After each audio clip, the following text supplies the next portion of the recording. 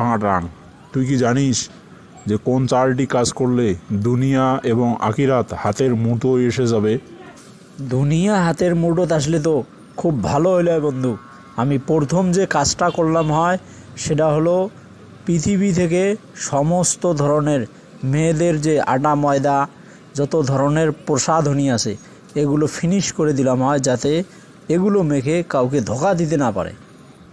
দেখ, তোর খালি দুনিয়াবি চিন্তাধারা। আমাদের নবী 4টি বিষয়ের ব্যাপারে সতর্ক করেছেন যেটাকে আমরা ইবাদত মনে করি না। এর 1 নাম্বারটা হচ্ছে আমানত রক্ষা করা।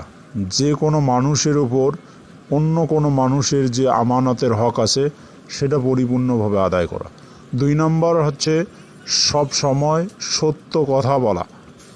3 নাম্বারটা হচ্ছে হালাল পথে উপার্জন করা। 4 নাম্বারটা হচ্ছে উত্তম চরিত্রের অধিকারী হওয়া। আর তুই হয়তো জানিস যে আমল নামার পাল্লায় সবচেয়ে যে আমলটার ওজন বেশি হবে সেটা হলো মানুষের সাথে ভালো ব্যবহার করার আমল।